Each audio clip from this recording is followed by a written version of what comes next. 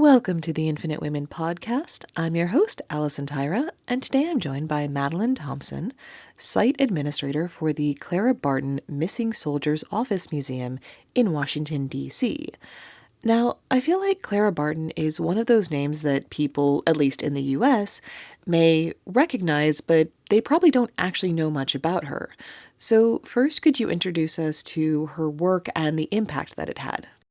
I think that the way that most of us know Clara Barton is through the American Red Cross, of course. She establishes the American Red Cross in 1881 in the United States and is the founder and very first president from 1881 until 1904, during which, I mean, we could do hours and hours of Red Cross work specifically, but quick highlight reel of Clara Barton's involvement probably has to include Johnstown, Pennsylvania, Galveston, Texas, a lot of those turn of the century disasters that happen in the United States. The American Red Cross is on site for, and that is really what they become known for. The Red Cross, prior to Clara Barton's involvement, including internationally, was actually exclusively focused on wartime relief. It was a relief agency for military units. However, Clara Barton was having a little bit of trouble getting that approved in post Civil War America. And so she decided to incorporate peacetime relief into the American Red Cross. That eventually is incorporated into the International Red Cross as well. And it's usually called the American Amendment, but it's also sometimes called the Clara Amendment, which I love. Usually, when you see Clara Barton's name, you can practically see the little Red Cross logo right behind it. She's synonymous with the organization in a lot of ways, but I don't focus on the Red Cross hardly at all. It is an absolutely incredible history, but what I primarily focus it on is her Civil War work. She is living in Washington, D.C. at the onset of the Civil War. She moves into the building where the Missing Soldiers Office is now located in 1861, the very same year that the Civil War begins. And her actions at the start are pretty standard, honestly. She'll start collecting supplies and doing really basic things that a lot of other women in DC were doing around this time. But when she goes and visits some of the wounded soldiers that had been brought in at the very start of the war, she recognizes that one of them was from her home state of Massachusetts and that she actually taught them in school previously. Now, that makes her jump into action in a way that was totally unprecedented. A lot of her work during the Civil War is focused on the battlefield, wartime relief. She is on site and providing aid to wounded soldiers. She gets the title the Angel of the Battlefield during this time, which comes from her experience at the Battle of Antietam in Sharpsburg, Maryland in 1862. There's so many stories that come out of Antietam, especially incorporating Clara Barton, but the most famous one, and the one that really, really sums up her work at the front lines, is that she was so close to the action that while she's providing water to a wounded soldier, a bullet will go through the sleeve of her dress and kill the man that she was providing water to instantly. She never mends the dress, she keeps it for the rest of her life, and will often question whether or not any fellow soldier would be able to mend something like that. Also, at Antietam, she provides her very first surgery, which I'm sure we'll talk more about it throughout this episode, but Clara Barton is not a surgeon. She's not a medical professional in any way. She was really just a woman that had some spare time and some spare supplies and demanded to make a difference. And so when she comes across a man that was shot in the cheek, she does what she knows best. She takes her pocket knife out and she pops the bullet out of his cheek, which he does survive this. There are many, many battles that she'll go to throughout the Civil War. Namely, she's at Battery Wagner, she's at the Wilderness, she's at Fredericksburg. Of course, she's at Antietam. Very first battle that she'll go to is the Battle of Cedar Mountain. She's really all over the front lines during the Civil War. But her true work, at least in my eyes, is immediately thereafter with the Missing Soldiers Office. At the close of the Civil War, she really uncovers that there is almost a larger problem happening No one is being told where their missing loved one is. No one has any details. There's no notification system. There's not even dog tags or anything to identify people that were mortally wounded on the battlefield. And so she'll open the missing soldiers office at her home in DC in 1865 with presidential approval from Abraham Lincoln himself, of course, just prior to his passing that spring of 1865. And she will be flooded with inquiries. I mean, there are 63,000 letters of inquiry that pass through that office. And that is with a team of up to 21 people trying to identify these people 24 hours a day and night, all seasons, for years and years and years on end. Out of the missing soldiers office, there are 22,000 people in total identified, including about 13,000 at Andersonville.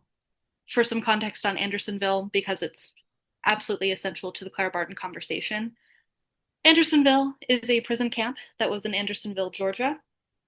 There's really not a place that you'd like to be during the Civil War, at least in my opinion, but this is probably the very last place that I would want to end up during the Civil War.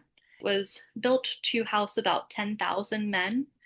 However, at the highest point, it was like 3 times overpopulated. Absolutely absurd conditions, just disgusting conditions in this space.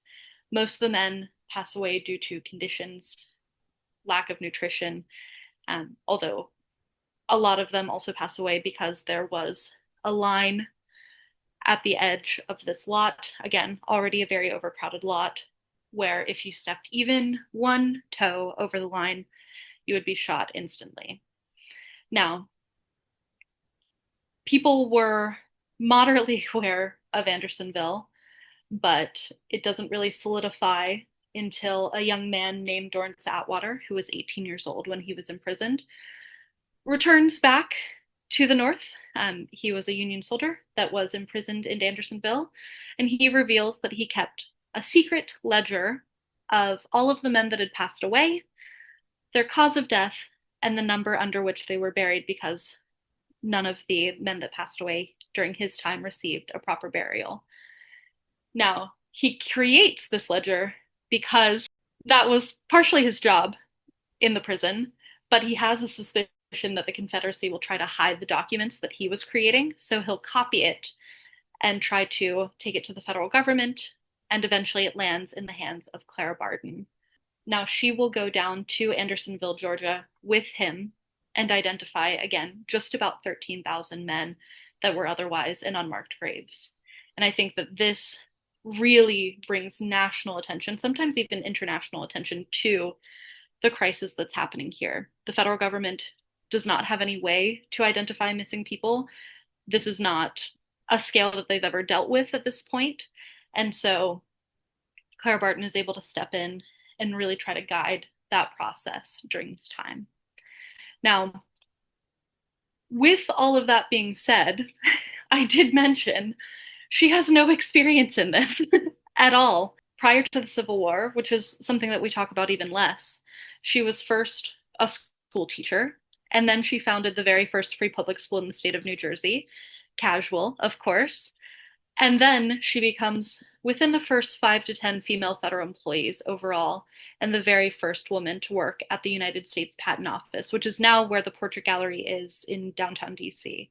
So there are so many things that probably warrant Clara Barton getting her own museum as it is, but she almost couldn't stop herself from helping. She always noted that during her younger years, she really was not totally sure what she was supposed to do with her life, exactly where she was supposed to be heading, until she is able to align herself with the Union soldiers following the Civil War. I always mention this too, just because we're talking about her life's work, and especially talking about the impact that it had. This is a fun one. Clara Barton is also part of the National First Aid Association, which that is now part of the American Red Cross. It's been incorporated into ARC at this point, but it teaches basic first aid to the average American person, things that you and I probably would never have to think about: how to cool down a fever, how to wrap a bandage, all of these things that I think I learned probably in like sixth or seventh grade. These were not widely understood at the time, especially she becomes involved in 1905, shortly after leaving the American Red Cross.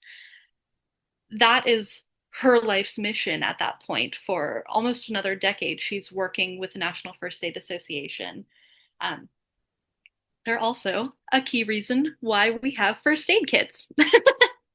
So, on top of giving us free public education in the state of New Jersey, women employed by the United States federal government, um, women on the front lines, the American Red Cross, we also get first aid kits from Clara Barton. So I just think she's really cool. So I'd like to rewind real quick because you sort of touched on this and moved on. Could you tell us more about her school in New Jersey and, I guess more broadly, just her life prior to the Civil War? Absolutely. Before we talk about the school, I'll back up just slightly so that we have some context on Clara Barton's upbringing as well. So Clara Barton was born on Christmas Day, December 25th in 1821. She was born in North Oxford, Massachusetts. Her family had a farm. They were relatively well established, but by no means like massively wealthy. And so she grew up relatively middle class. She had four older siblings, and there was actually about a 10-year age gap between her and her next sibling. So sometimes they would call her Tot, which I am personally the oldest in my family. So I think that is very cute. I'm not sure if younger siblings would feel the exact same way, and I don't think that Clara Barton felt the exact same way. But she grew up in Massachusetts and was extremely close with her father. He was a veteran himself of the War of 1812 and the American Indian Wars in Ohio and Michigan. She would even say, "The patriot blood of my father was warm in my veins," which really, really inspired a lot of her work during the Civil War and thereafter. She herself actually wanted to be a soldier and would reference that repeatedly, although that was not legal during the Civil War, so she never had that opportunity. Um, and she'll grow up in Massachusetts. She'll start teaching in Massachusetts when she is a very young adult, and she'll teach there for about a decade before she herself will decide to go to college for 1 year. Um, she goes to school for just 1 year at the Clinton Liberal Institute, which is in Clinton, New York, and she actually has to drop out. Her mom passes away during that time, and she is low on funding. Again, she was not extravagantly wealthy by any means. And so she moves back in with her dad at her family farm at this point. And honestly, she's having a lot of the same feelings that we might have now. I mean, I personally moved back in with my parents for a few months in between graduating grad school and getting my life together. And Clara Barton actually feels the exact same way. She's essentially trying to figure out what it is that I want to do with my life. Where do I want to be? What do I want to do? What is my purpose? All of these very simple questions that I think anyone would ask during that time period. And so she's kind of driving herself up the wall, figuring out what to do when she decides to write to a friend that she had met at the Clinton Liberal Institute and says, "Can I please just come stay with you in New Jersey?" This is, of course, not a direct quote, but she'll ask if she can come visit her family in New Jersey, really just needing out of the house, needing something to do. And when she's in New Jersey, she sees that there are hundreds of kids just running around, just chaos in the streets, if you can imagine. Now, in Massachusetts, where Clara Barton grew up, they have a very long history of free public education. So that was sort of a given. Children would have been in school at this time. It was not something that Clara Barton really heavily questioned. But in New Jersey, they did not have free public education at this point. So Clara Barton just sort of started teaching. She picked a building and she opened the doors. On the very first day of school, she had six kids, just six, and she lets them go for lunch and she doesn't think that they will come back. She's actually totally convinced that they'll be gone for the day and that that's the end of her teaching career. But instead, they bring back a bunch of friends. Now, within the first year of her having this school, which I have visited the location myself, it is still preserved. It's in Bordentown, New Jersey. It is a teeny tiny, technically one room schoolhouse, although there is a very, very, very teeny tiny crawl space above it, which I just can't imagine any students getting up there, admittedly. So, for all intents and purposes, one room schoolhouse where over 200 students were being taught out of within the first year. They were being taught on a rotating schedule. She had several additional teachers helping out. And of course, Bordentown, New Jersey, the city itself will take notice of this. And they decide to raise $4,000. This is the 1850s, by the way. That's good money. And they will build a brand new 2-story, fantastic schoolhouse. Now, Clara Barton has just essentially set up this school.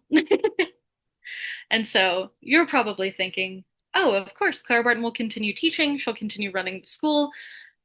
That seems like the natural progression of events. Wrong, of course. Clara Barton was a woman, and it was the 1850s, and so they decided to hire a man to be the principal of the school. Clara Barton is offered a job still. She was working for free primarily to start, so I guess that would have been the ideal arrangement. But the school's best and final offer was to demote her to a female assistant and offer her $250 a year to work there, which even for the 1850s is really pitiful. So Clara Barton, of course, promptly quits.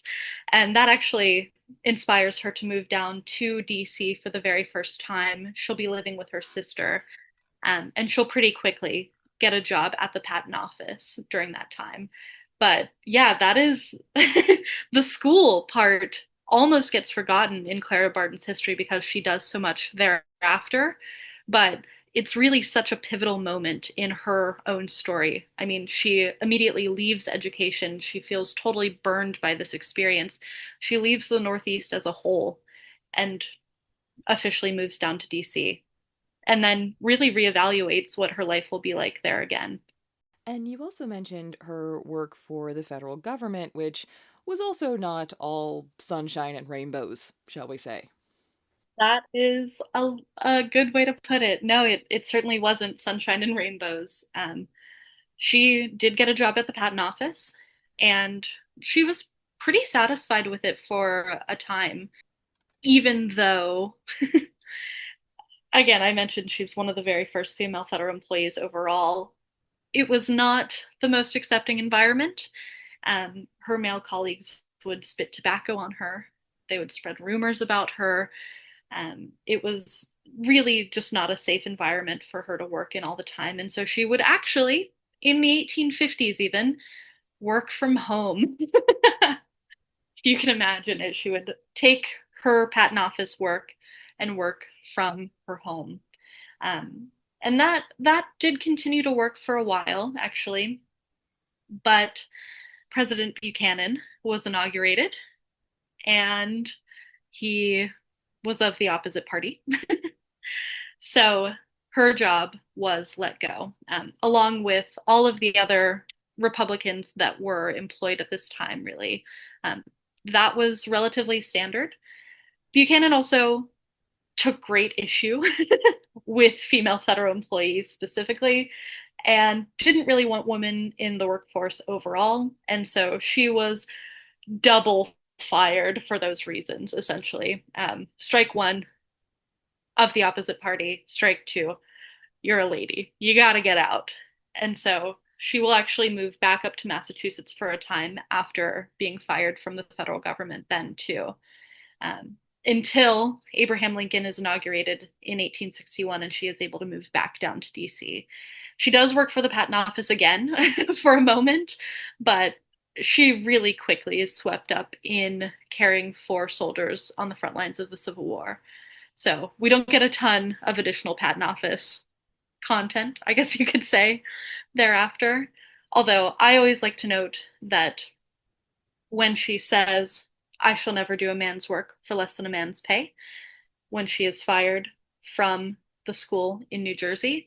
She sticks to that, and she is actually making equal pay during the 1860s, about 1,400 a year at that time. So that makes the $250 offer in New Jersey look extra, extra pitiful. So, wait, even if she was making equal pay the second time around, I'm guessing she wasn't the first time she worked at the patent office, given what you were telling us about her experience there. I shall never do a man's work for less than a man's pay is something that she says when she's fully like 80 years old.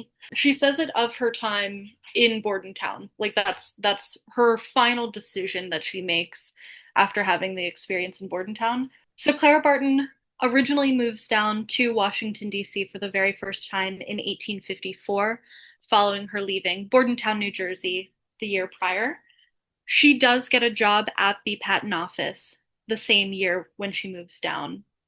And even though she is within the first 5 to 10 female federal employees and is seemingly making good money, it is practically impossible to tell what her pay rate was at that time, at least that I've seen. And it's very difficult to tell what the order she falls in is. One of the super fun, you could say, parts about trying to figure out what women in federal service were doing at this time is that they are not showing up on any of the ledgers.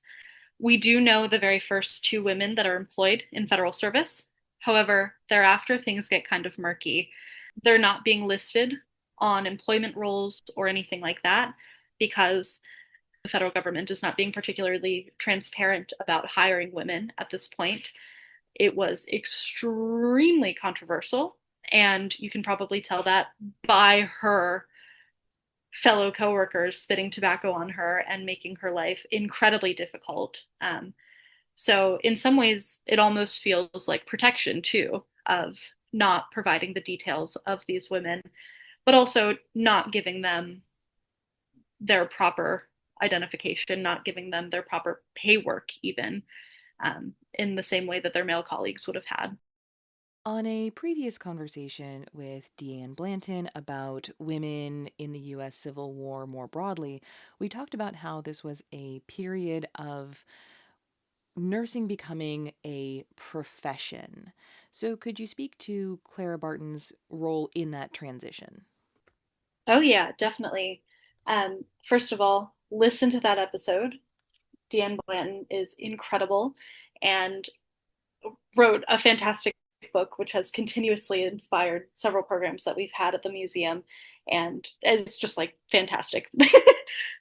All good things to say, and I'm sure it's a beautiful episode too.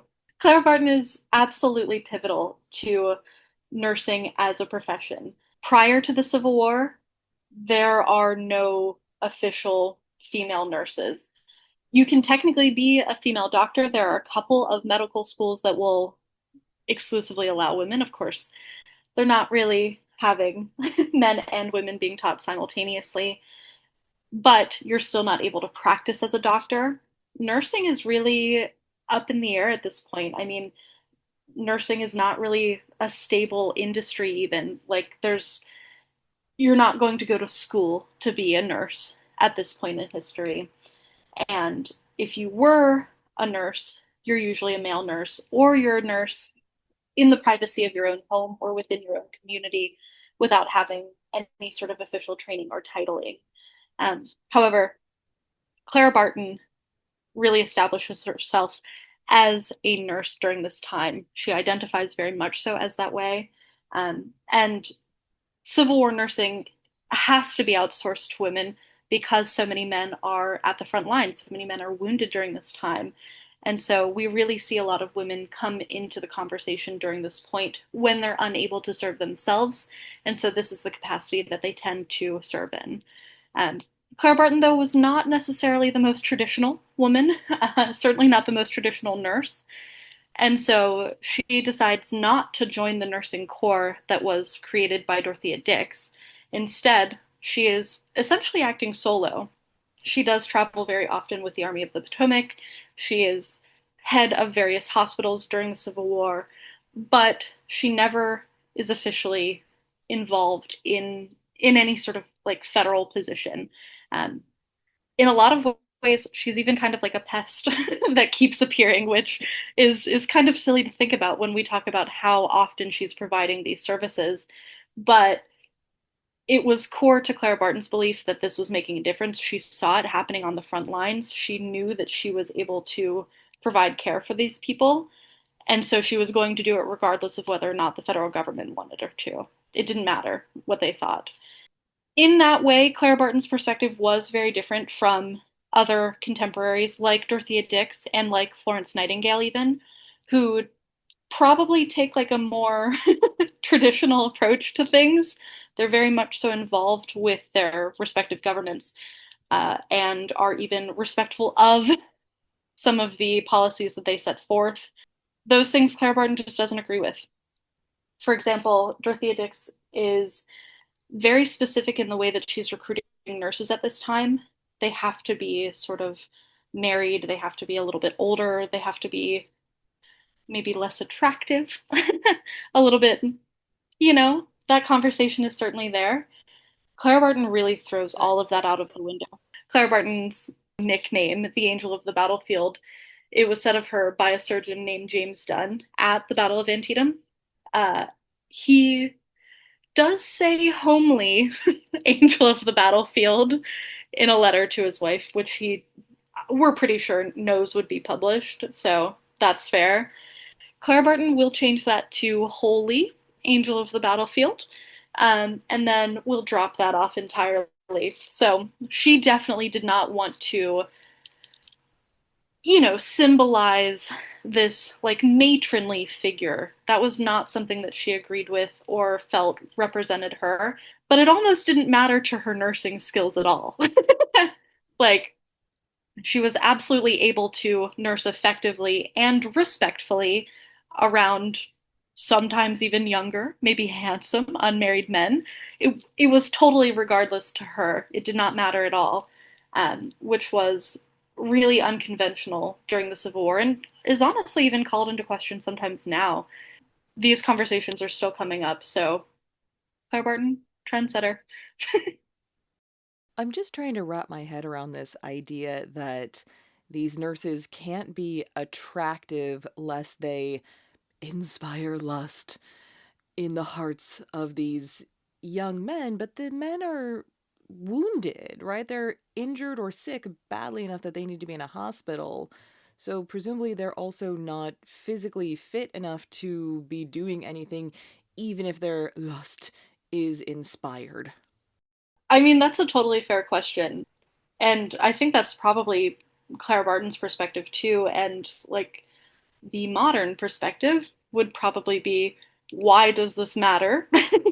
What comes first would be caring for the wounded that you are treating.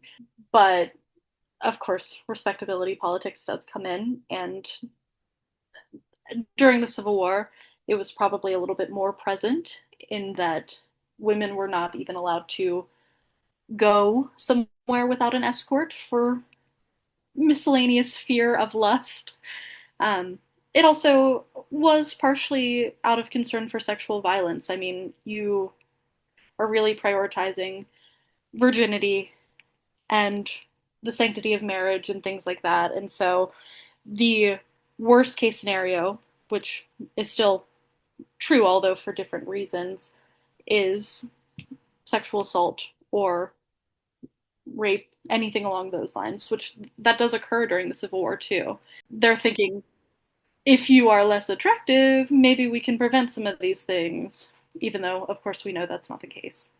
We know that is nonsense. But I mean, that's still something that people talk about today. We're still having conversations about it now. So you can only imagine how 1860s folk felt about it.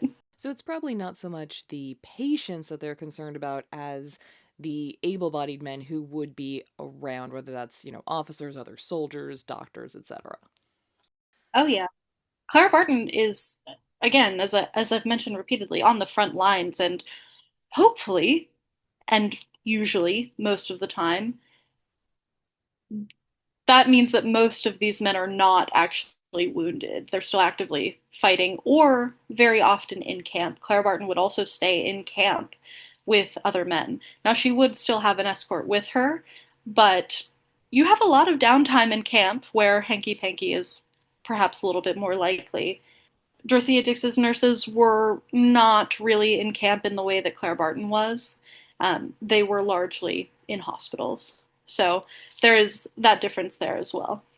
This is also reminding me of a conversation that I had with Bianca Taubert from the Adjutant General's Corps Museum in the UK, where we were talking about sort of women at war more broadly from a UK perspective. And one of the things that we discussed was this misconception that any woman, even if she's there with an official unit, she's in uniform, she maybe even has a military rank, some people will still have this idea that any woman in an area that is predominantly occupied by men is inherently sexually available to those men, which, of course, we know is a ridiculous assumption to make. It's more of that victim blaming nonsense. But I also would assume that, some of these women did end up falling in love and marrying soldiers that they met under these conditions. Right. Yeah, it's the same conversation that we still have right now, basically just a couple years beforehand. It always repeats in that way. While I would hope that we've progressed a little bit past victim blaming and being concerned about what people were wearing, it is the exact same concept here too. And I'm sure that a lot of them did probably fall in love and get married to fellow soldiers. I mean, being involved in combat is absolutely naturally a bonding experience. That's something that you cannot explain to anyone that has not experienced it, although Claire Barton and many, many, many others have tried to explain it. There's a natural sort of understanding with people in those scenarios that I think would absolutely allow them to have a beautiful partnership that has nothing to do with any of these strange concerns. Also, if you've got any women who are really concerned that their husband or boyfriend is going to fall in love with a pretty nurse on the battlefield, they could always do what several women from the conversation that I had with Deanne Blanton did and dress up like a guy and go with him.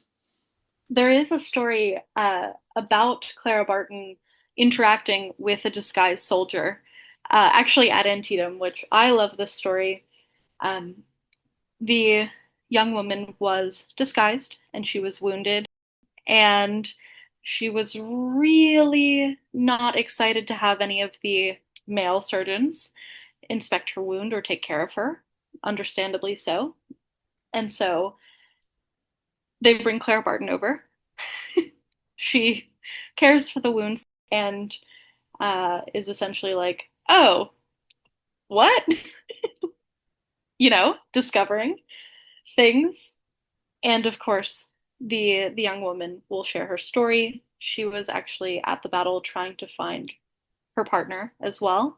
And I believe that they are reunited. I even want to say that they have a child together named Clara as a result of Clara saving this young woman's life and being able to reunite them in that way, which is really, really, really special.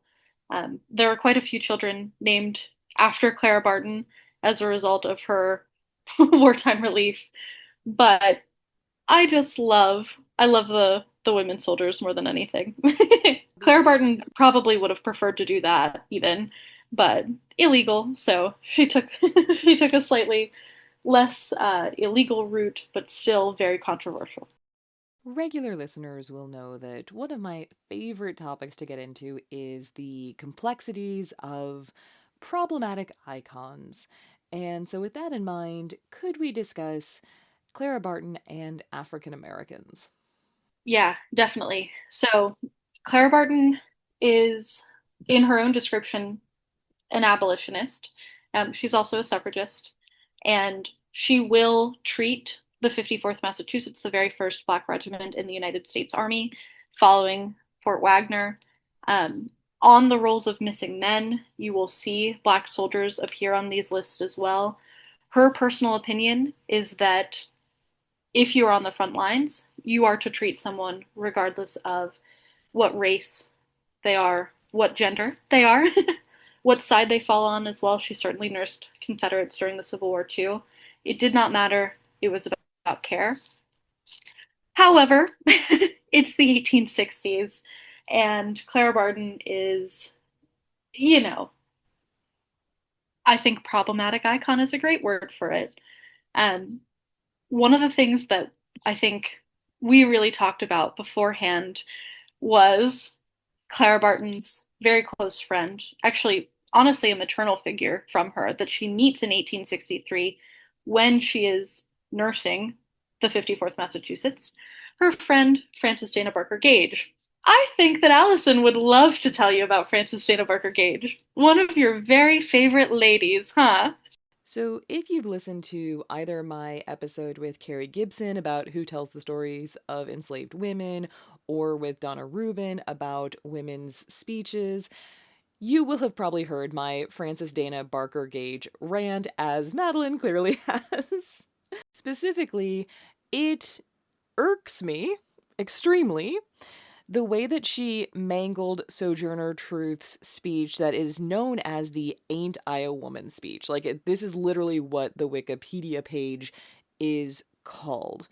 And it is called that because Frances Dana Barker Gage took the original speech, which we do have a version of. We have a printed copy that was published in a newspaper a few days after the speech, I believe. My understanding is that Sojourner Truth was friends with the editor, so she probably, signed off on it. And so this is the closest that we have to the what I would consider the accurate approved version, right? Then there's Frances Dana Barker Gage's version, and yes, I'm gonna say every single one of her names like she's a frickin' serial killer. Her version comes out, I think, 12 years later, and she has given Sojourner Truth's words this southern enslaved person patois, like basically the white lady's version of what she thinks a formerly enslaved woman should sound like. Now, the thing is, Sojourner Truth was born into slavery in New York. Her first language was Dutch. All right, she would not have talked like that even if we didn't have the original version. And so this is just one of those examples that really bugs me because even if Frances Dana Barker Gage had the best of intentions, it really is indicative of how well meaning white people have this mindset of thinking that they know better than the people they are meant to be advocating for, and really do this disservice by essentially erasing, in this case, a formerly enslaved woman's own words with what Frances Dana Barker Gage thought was a better version of that speech. Now, this is, again, basically a maternal figure to Clara Barton and an extremely close friend of hers. I think on the first time that they meet in 1863, Clara Barton even says, like, she has such large and full opinions that I so agree with, or something like, I'm definitely mangling that quote, but something like that. Essentially, like, I wholeheartedly agree with this woman, which now that you've heard the rant that I love, yeah, I don't know if I agree with this woman. Well, something that I got more into with Carrie Gibson on that episode about who tells the stories of enslaved women, and, spoiler, the answer is often well meaning white ladies. We talk about how there is this certain type of racism, right, where it's a charitable racism in the sense that these people are genuinely trying to end slavery and they are thinking that they are doing what is best for people. but they still do not want those people that they are trying to save, right? It's very much the white savior complex. They do not see those people as equal. They do not want them to be equals. And that's sort of the impression that I get from Clara Barton as well. She is very adamant about, Black patients deserve to be treated, but she doesn't necessarily want African American women being nurses in her organization. She certainly doesn't seem to want them in leadership positions. And I think that's where it gets into this problematic aspect of what I've been referring to as like the well intentioned white ladies. Right. And they're certainly not holding leadership positions within the early American Red Cross. Actually, most of the ways that African Americans have shown up within Clara Barton's diaries or letters, especially throughout the Civil War, is really in service positions. I was actually reading a passage this morning of her immediately following the Battle of the Wilderness. She's in Fredericksburg and she stays at a hotel and she is speaking about the maid at the hotel and a young Black woman that works at the hotel rubbing her feet, um, which that is all that she really mentions about them, other than that she paid 10 cents for the room, I believe, and tipped the young Black woman 3 cents for the foot rub. Um, she has a recurring Black maid that will come to her boarding house as well. Um, you're not seeing her, you know, wish for enslavement of these people, of course, but they're really only going to appear in this capacity. She doesn't very often give names to these people. She doesn't very often give personalities or any sort of character to these individuals. It's more so like, oh, this is the person that rubs my feet. This is the person that cleans the kitchen, which, of course, falls exactly in line with that. I definitely think that this has like lasting impacts on the American Red Cross as well. I mean, even though Clara Barton left the organization in 1904, we're again not seeing any leadership from any African American person throughout the early Red Cross. Frederick Douglass is a supporter of the early American Red Cross and does sign the Articles of Incorporation in 1881. But that is about it, honestly. The very first African American woman that is even accepted into the Red Cross's nursing service is, I believe it's in 1918, and that is Frances Reed Elliott. She was denied years, for years on end, before they allowed her into service. So we're certainly not seeing any representation within the American Red Cross, and some of that is not like exclusively Clara Barton's fault, but she certainly doesn't establish an organization that is especially progressive in that way at all. So, something that you've mentioned to me previously is that you feel like Clara Barton has often been overlooked, which might be weird for anyone who's thinking, but she has her own museum. So, what do you mean by that? Overlooked is an interesting word for it. I will say I don't think I learned about her in school. My grandma was a nurse, so I knew a little bit about nursing history from her, and I also, of course, as so many people do, grew up with a History Channel father and grandfather, so it is genetic. I'm predisposed to be a total nerd, and so I felt like I learned about her through channels that either I created myself or my family did, rather than in a traditional like elementary or middle school setting. So I, on a nearly everyday basis, actually have people come in and say, "Who is Clara Barton? Why is she on your sign? Who is this?" And when I talk about people, when I talk to people out in public, they'll say, "Oh, like, what's your job?" I'll share what it is, of course. and they'll say, "Oh, that's so great. Like, can you tell me who Clara Barton is? I don't remember her." So I honestly think even though she is kind of one of the only like household names that we have in women's history, at least that was how I understood her, she is still not as educated on as she should be. And this is immediately following us having very, very, very many critiques of her, which is necessary, but it's still important that we talk about her work and the changes that occur thereafter.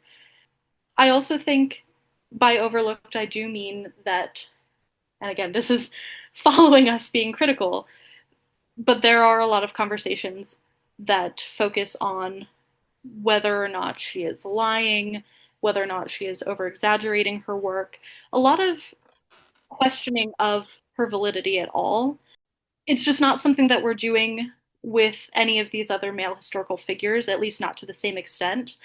And so by overlooked, I mean that she would not have these same questions and be pushed basically into the dark if she were a man. I think she even has a quote later on where she's like, if I did even one of the 10 jobs that I had done, but I were a man, I would have been the president. Given that my work is so broad, like I'm looking at all women ever pretty much.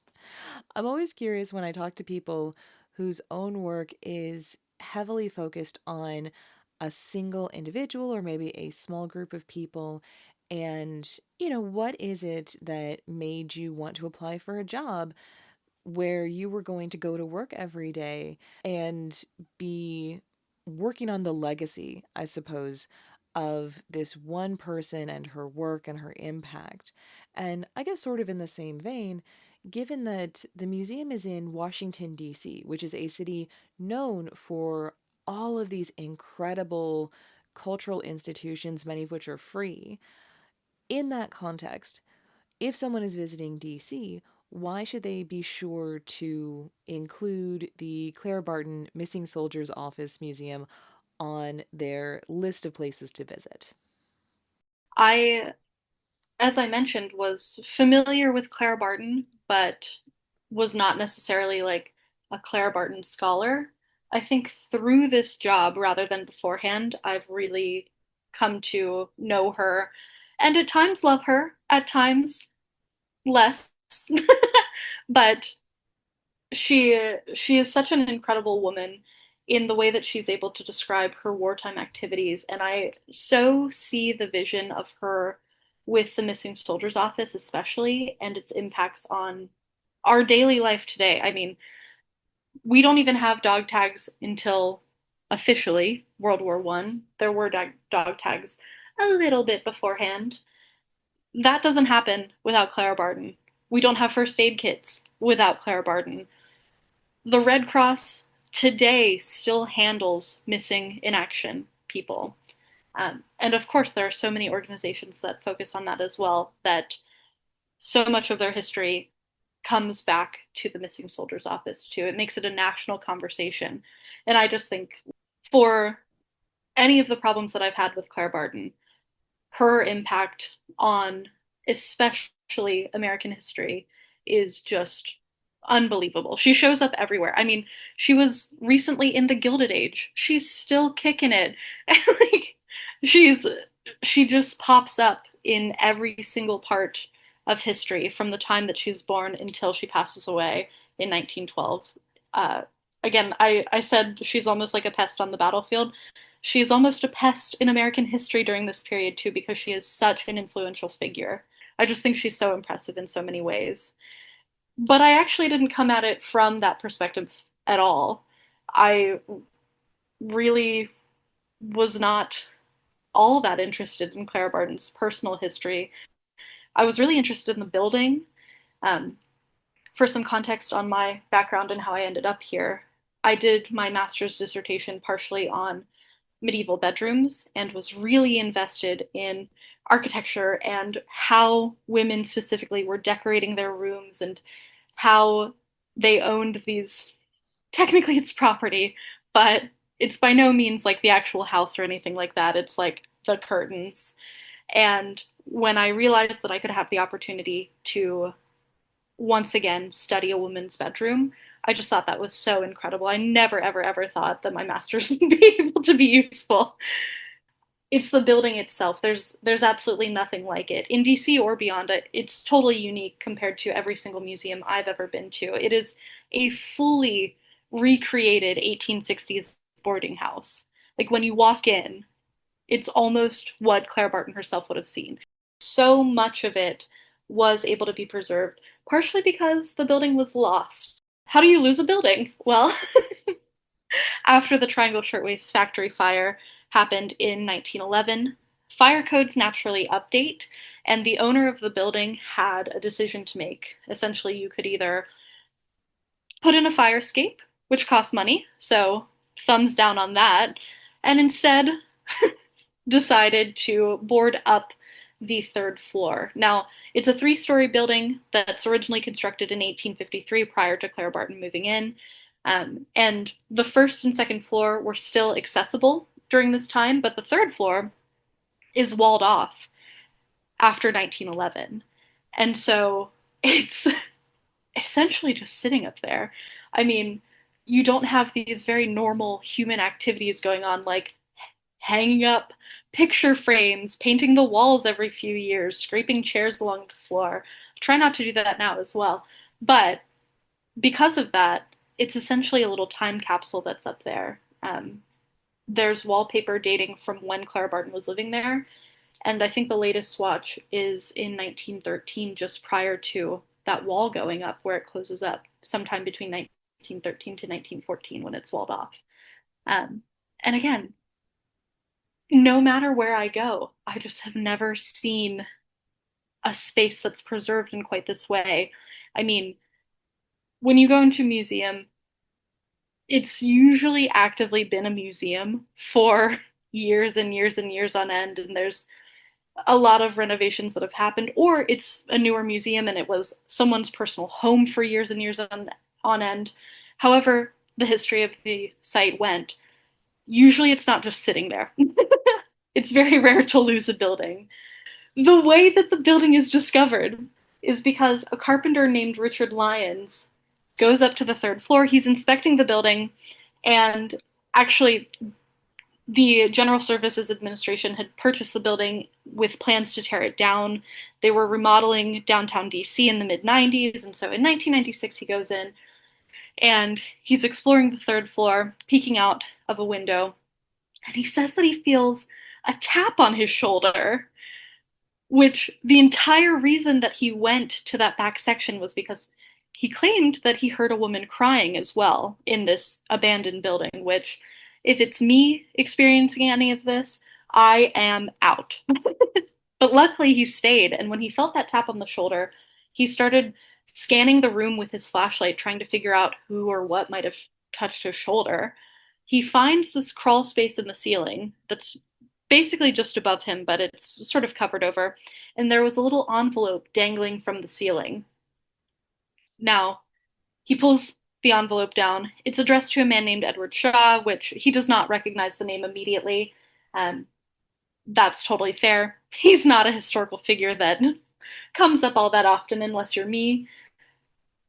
But he decides to make a decision that, again, I would absolutely never, ever, ever make and would not recommend to any listeners. He takes a ladder and he crawls up into the ceiling. Yuck.